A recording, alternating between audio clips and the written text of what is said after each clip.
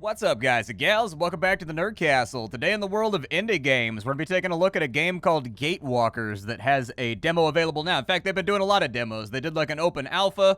They're getting ready to do like an open beta. Effectively, the team has been putting together this game where the rough idea is, what if you took Albion Online and you took procedural kind of instanced random realms that you and your friends can deploy to, and you went up against bosses and challenges, and you chop down trees, and you kind of like build bases, and you craft items, and you upgrade your gear, and then once you clear the realm out and you defeat the ultimate boss, and you find like all the secrets and everything, you came back to a main base, like this area right here that we're inside of, this cathedral, and you used all the drops that you got from the random monsters and whatnot in order to craft new gear to get more powerful and take on consecutively more difficult realms. And as somebody that played a lot of Albion Online and was very active with kind of like GVG and all that kind of stuff, I like that idea because, like, I'm not a massive PvP guy. I've always been more of a PvE guy, and so the idea is appealing to me. So we're going to dive on in today, take a look at the game, do some first impressions, see if it's something you wanted to add to your wish list or otherwise pass on. The demo link will be down below in the description. It's freely available to everybody. You can play it right this second, the exact same demo that I'm playing if you wanted to check it on out. I'll do my best to give you some of my thoughts on where I think the game can improve and what it is doing right as we're playing the game, but we've got about 25-30 minutes to kill, so let's dive on into it. For right now, I think I'm kind of in like a little bit of a tutorial phase. I've done like the first map, and I'm on the second map now, so I've got to go back through the gate. At the moment, I am wielding a warhammer and a shield, and my character is pretty minimally equipped. The game functions a little bit differently than you might expect. So you use W, A, S, and D to move around. You can left-click to swing your hammer right there, and then you've got other abilities along the hotbar down here at the bottom that are going to be triggered by the gear that you have equipped. Effectively, with just about everything in this game, you can assume that it's going to function more or less like a more survival-focused Albion Online. What that means is that, like, you don't get skills necessarily from leveling up or anything else like that. You get skills from the gear that you are currently wearing, and the gear comes in various tiers that upgrade as you're playing the game to get more and more abilities. And so at the moment, my Warhammer is giving me just kind of like a default attack right there that I can swing off. It's giving me a slam right here that I can do to AoE a little bit. From my shield, I've got like a little shield dash right there, and then apparently I've got something on my R key too. Oh, cool, I got a new ability from my tier 2 hammer. What does that do? Oh, cool, so it does like a big kind of like magma smash type deal. Nice. Okay, and then every single character, I think, has this dash move to kind of get out of the way of enemy AoEs and attacks and things that are going to be coming down the pipe that want to end you while you're trying to survive. Other than that, we've got our stamina. That's effectively our mana. We've got our HP over here, and we've got shield on top of that. The enemy has got to get through our shield before they can get to our HP, and so there are different kind of curatives and restoratives that you'll be able to craft and make throughout the game that either restore your shield or they restore your health. Usually you get your health back by sleeping. But that's about it as far as the UI goes. We have a quest to go to the forest world, so let's go ahead and get on top of it. We'll swing on down this way. I think I already opened the portal, but I'll reactivate it one more time. There we go. Open that portal on up for me right there, and we will go on through the gate, and we will see what happens here. I think we're ready to go. Alright, so here we are in our newest environment. It wants me to find an ancient archive. We've got some hyenas and things walking around up there. Just like in Albion Online, pretty much everything in this game can be interacted with. You can chop down trees, you can refill your water skins if you need those. Left-hand side of the screen, you can see all your various stats. And so we've got ourselves nutrition, so we've got to eat food, we've got hydration, we've got our sanity, which goes down when we're inside of like deep, dank, dark, terrifying dungeons. Things of that nature. For right now, let's just go check in on our objective and see what we've got going on. I think the first thing that hit me when I was playing this game is glowing mushrooms over here. Sure, you're absolutely radiant. You're glowing, little mushrooms. Come with me. What is that? Flax plants. Okay, I'll harvest some flax while I'm over here too. I try to like passively gather things while I'm running around. And the first thing that I noticed about this game when I was playing is that the control scheme is a little bit odd. It takes some getting used to because typically games of this type, even though there's really only one other one out there, they use click to move, like a action RPG like Path of Exile or something like Last Epoch. And I do think, after playing the game for about an hour now, that having that would be a really, really good idea, but only in the case of, like, your left click. So what I mean by that is, here, let's go ahead and shield bash this guy right here. Oh, he's got a slow on me. What a jerk. All right, we'll smash him right there, too, and take him out. Probably skin the corpse as well while I'm in the neighborhood. Why not? But anyways, as I was saying, click to move actually feels like it might work a little bit better than W, A, S, and D in this game for the sole reason that what W, A, S, and D does is it requires you to target every single attack, including just your default left-click auto attack, which can definitely feel like it breaks up the motion of the game a little bit, and it feels just a tiny bit janky. And so my first suggestion would be that maybe implementing something, ooh, copper ore, maybe implementing something like an optional click to move in the options would be a really, really good idea, but only really for movement and for using your default attack. Other than that, all the other abilities, the targeting works perfectly fine, and it's great. I don't really mind it altogether that much. But that was like the first thing that I noticed. Ooh, cotton plants right here. Yup, let's grab those things and throw it on in. Don't mind the animations. The animations in this game, I think, could best be described as extremely utilitarian. And in fact, I sort of feel like that's like the #1 area that the game should focus on in order to be a little bit more presentationally accessible to players. Wow, our shield is getting chewed through right now. We're going to have to pick up some new armor or something.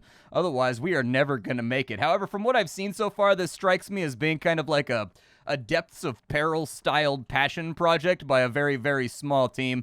So if they can't afford like animators and stuff like that, that totally makes sense. But either way, the only thing that I've noticed about the game that I think needs to move around is really like a left click to move with your auto attack right here. So like I should be able to click on this enemy and I should just auto attack back and again and again and again. Instead, this is like a very, very click heavy game when it comes to like auto attacking an enemy down. I think I have an item in here that can restore my shield. There we go. We'll go ahead and put an ore on the ground real fast that will make my gray bar come back a little bit faster. I would recommend that maybe they shift over the shield bar to a blue color instead of a gray color because it can be a little bit difficult to distinguish against the background color right there. And then I think that the white of the text actually clashes a little bit with the gray as well. What does Nightfall do? Sorry, this is my first map that had Nightfall. So we've got a sanity icon. You find yourself in impenetrable darkness. Staying in the dark for longer affects your sanity. If it falls below a critical you get attacked by nightmares, so it's got a little bit of like a don't starve thing going on. Okay, I can dig it. I guess we could probably put down a campfire, in all honesty. We've got 30 seconds of light left, though. Maybe I'll chop down a couple of trees, too, as well. Let's go ahead and knock down a tree real fast and see. Oh, those are T2 logs. Very nice. I actually don't know what I need in order to craft the next tier of gear. That's probably something that, like, a good player or somebody that was obtuse about his... Did I say obtuse? I said obtuse. Dude, my brain is falling apart. I don't know what's been happening to me lately. It just feels like everything is a tatters, and I just can't seem to recover it. Anyways... An astute adventurer would have looked and seen what the next tier of gear required of him before he came in here so that when he escapes from this adventure... Oh, wow, your sanity goes down quick. Okay, let's put down a campfire then. There's a campfire right there. That should help out with the old sanitators. We should probably drink some water. I don't really have a whole lot of food either.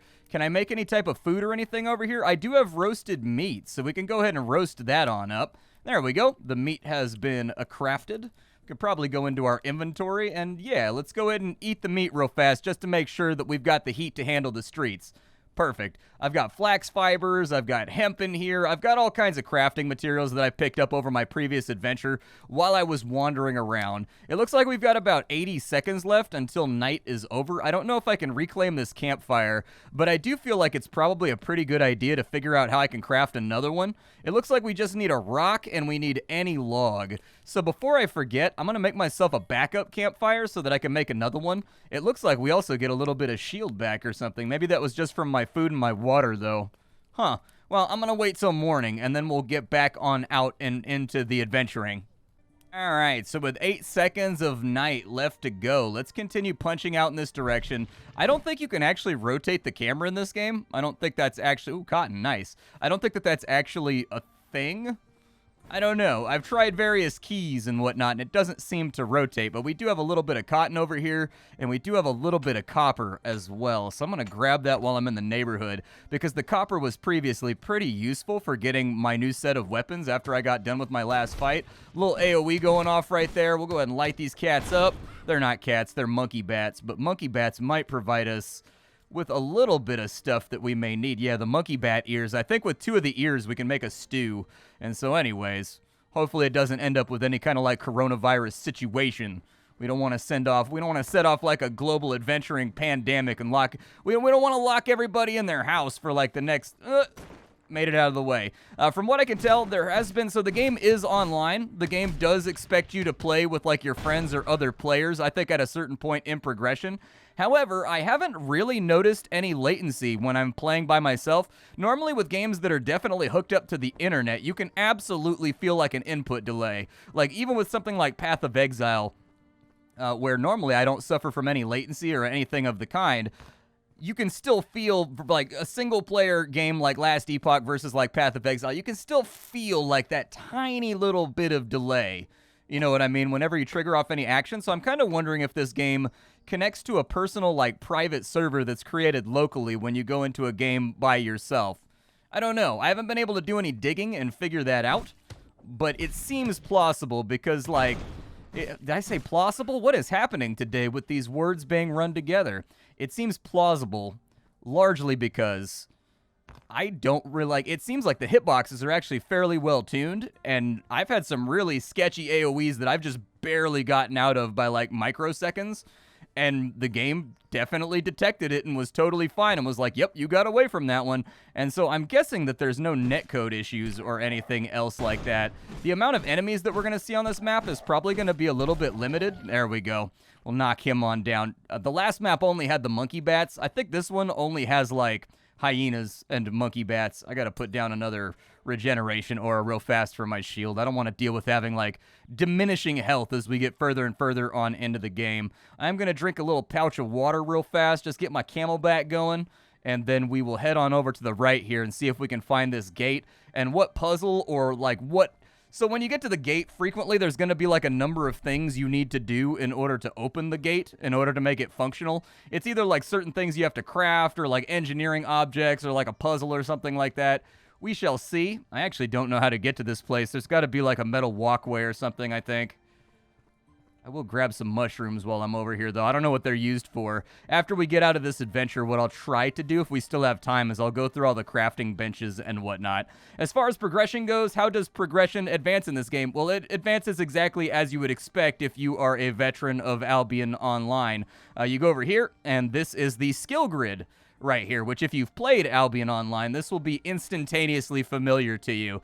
Effectively, as you complete progress, you get progress points. Progress points will allow you to unlock new nodes like that sword node that I just unlocked. Now in Albion Online, in order to unlock the next thing in the chain, you've actually got to have this thing equipped and use it for a long time and gather up learning points to a certain threshold before you get to the next part. But I don't think it works like that in this game. I think you just get the points and you can spend them on whatever you want. We'll go ahead and knock him back real fast, and then we'll give him a little bit of a whooping right here. These monsters are definitely tougher than the ones that I ran into on my last map. The ones on my last map basically got one-shot by my right-click. This time around, oh, we got a bat membrane, too. Nice, dude. Let me get a little bit more shields back up. And it looks like we've got about 45 seconds until nightfall gets here. So we're going to have to take another little siesta next to the fire overnight while we wait to see what happens. However, oh, we got some aloe over here. Yeah, I'll take some aloe. I have no idea what that. Oh, it's a monkey bat. He was just he was upright and walking. Looks like he aggroed to a spot where we no longer were, though. Can I walk on this right here? I can't. Oh, he threw a rock at me. You've got projectile attacks, little bro? Okay, well, let me just light you up real fast because you're like an adaptive monkey bat. You've got plans to make my life more difficult. We got another ear right there. What is this? We go down, up, down, down, down, left, there we go, perfect. And now we're going to have to fight a bunch of these random little mobs over here. I'm going to shield bash them real quick just to get them up and off of me. And there we go. We've knocked them down. Now, these guys, I don't know what they are in the lore. The lore in this game is, like, kind of hastily put together. Effectively, everything about this game screams that it's a very, very small team. However, I'm the kind of person that's willing to, like, forgive based on that. A lot of people aren't, and I totally get it if, like, you know, the small team thing doesn't work for them. Where was the monkey bat stew? What is that right there? Monkey bat stew. Oh, I can make 4 of them. Nice. Okay, well, I'm just going to make 2 for right now because I don't want to use up all of my water sacks. There we go. All right, so now that we got our monkey bat stews, actually, they give you a pretty generous inventory down here and sorting options already, even in the game's very, very early kind of beta state or alpha state. That's good. I'm going to eat one of these real fast and just kind of see how that helps out my meter. I mostly filled it up, so I think we could probably get by on monkey bat stew for the rest of the day without too many problems. I honestly haven't even gone through most of the crafting menu down here. There are basic kind of tier 1 things you can craft no matter where you are, including like the satchel that I'm using to fix my shield, but I haven't actually gone through the list. From what I can tell, there's a lot of curatives. It seems like there's going to be a lot of like paralyzing effects, stunning effects, curses, things of that nature that you need to be able to purge off of yourself in order to be effective. And then, of course, tier 1 tools. And you can make a bedroll if you need to get your HP back. The bedroll does deploy. I'll show you what that looks like since we've got a little bit of extra time anyways. We're waiting for night to end. He'll go down and he'll hammer on it for a second. I don't know why, but that animation right there, it reminds me of those mobile game, you know, like those mobile game videos you see on, like, Twitter where they're like, level 1 crook, level 500 boss. The animation right there, I don't know why. That's like the one animation in the game that makes me think I'm watching a Twitter mobile ad. Like, most of the animations are stiff. But for whatever that one, like, I don't know if it's like the Uncanny Valley effect or what it might be. Maybe I'll make another monkey bat stew or 2, just a couple for the road. There we go. Now we don't have to worry about crafting tomorrow. As far as I can tell, there is no XP in this game. You don't seem to level up. You seem to get progress points by doing gates and kind of completing objectives, which I actually kind of like. Down, up, right, up, left, up, down, left. There we go. You guys get smushied. Oh, cool. The stage is complete. Oh, what happened? I hear something. Oh, it's this big door right here with the grape-flavored runes on it. All right. Bear me forth, mighty grape runes. Take me forward into great adventure.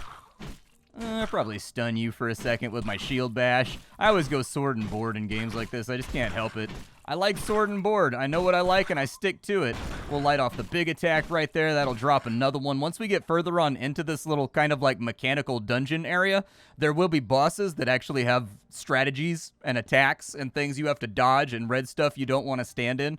So the basic nature of a lot of the mobs you're seeing right now is not going to be permanent. Oh, ancient junk. Yeah, sure. I can do some trash cleanup. I've never seen this item before, so I don't know what it is. I'll try to bring it back to base with me, maybe. Was there another pile down here? Did I miss any? I hope I didn't miss any. What does it do? Let's have a look. So the ancient junk. Wow, it's super valuable. It's like crazy valuable. So it must do something good.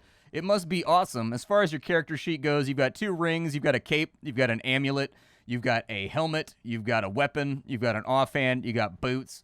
All that kind of stuff, as with the rest of the game. Pretty much everything from, like, the random little sprites and things that they're using for the menu. All very much utilitarian. Let's go ahead and continue back over this way and see what we can find. Another panel, possibly? Oh, start the elevator. Yeah, we gotta go deep, deep, down, down into the dark. Nothing like a big corrugated tube at the outset of an adventure to really kind of drive in the... What are you? You're gonna come alive. I see a tail right there. What are you? Nothing good. Yeah, I just don't want to get hit by whatever it is you're planning on hitting me with. Ow! Okay.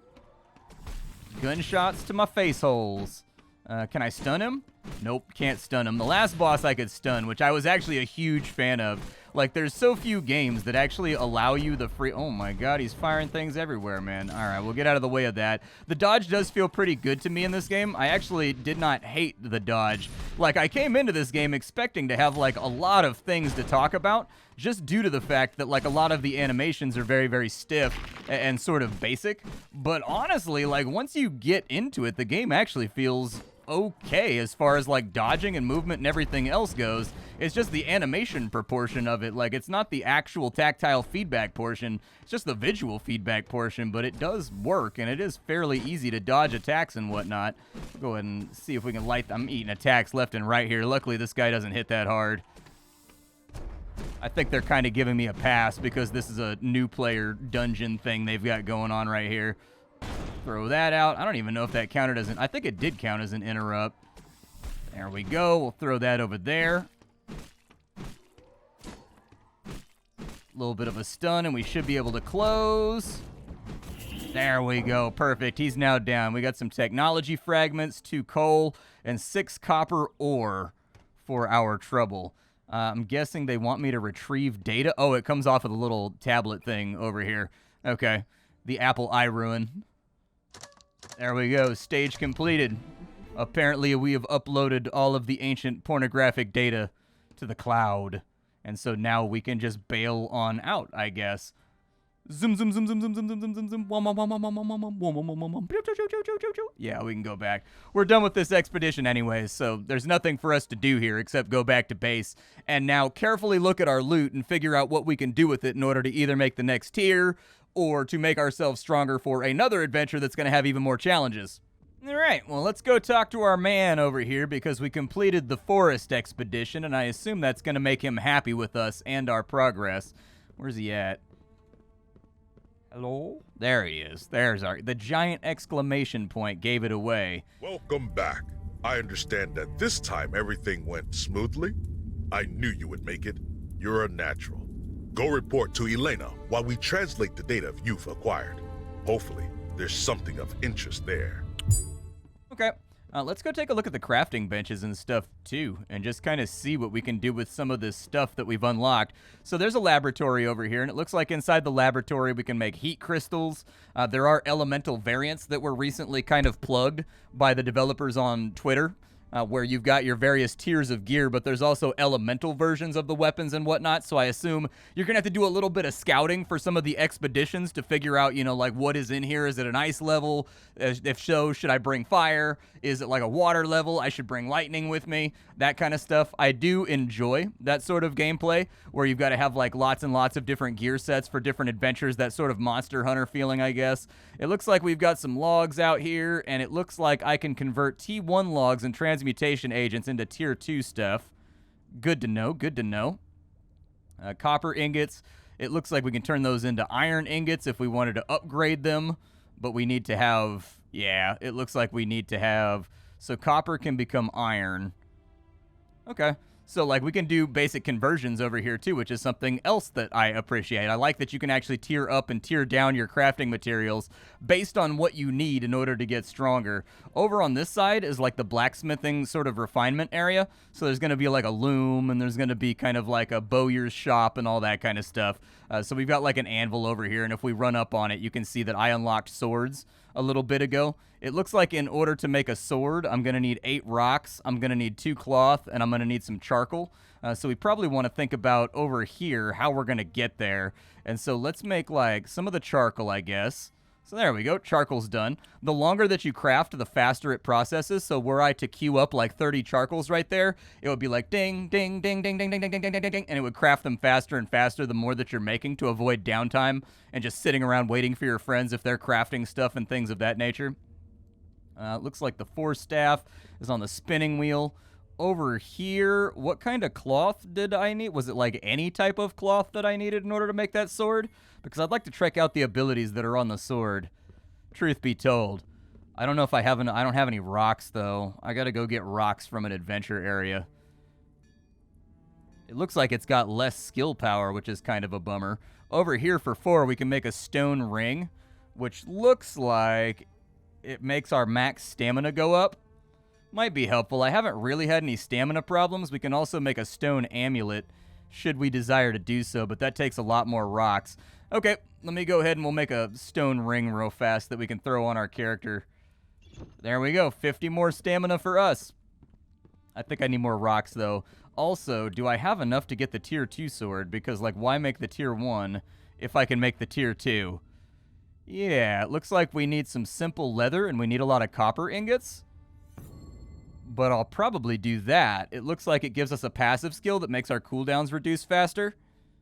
Okay.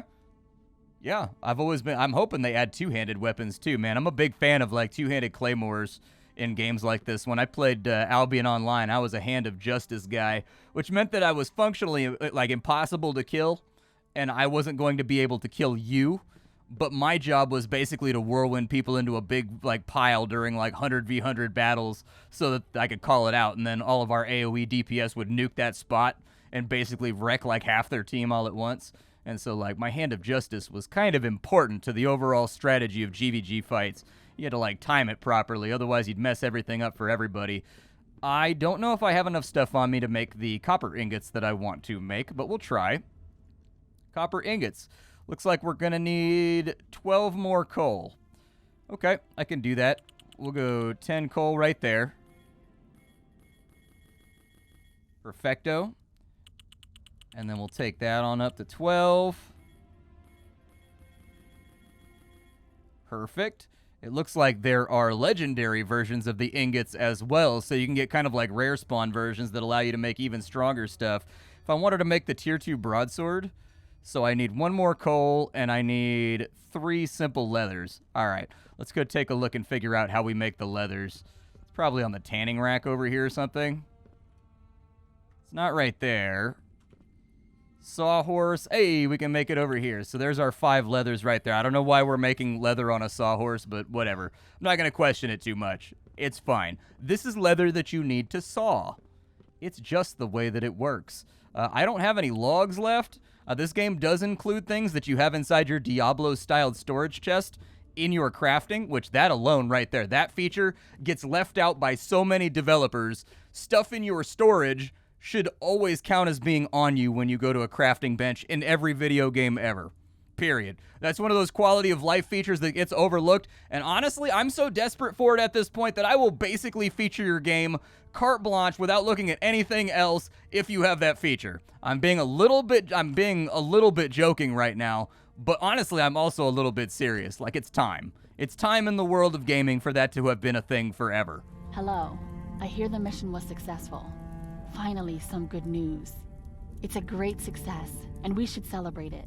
Once Marcus has the translated text, go talk to him. All right, we can do that. Let's swing on back through here and see what Marcus has to say. Look at this. We managed to translate most of the data. The contents of the archives were more valuable than we expected. Take a look at these plans, for example. Don't you think they look familiar? Just look. Yeah. That's right. The layout of this complex is exactly the same as that of the guild. Do you know what that means? There are ancient ruins underneath the guild, and those are the biggest I've ever seen.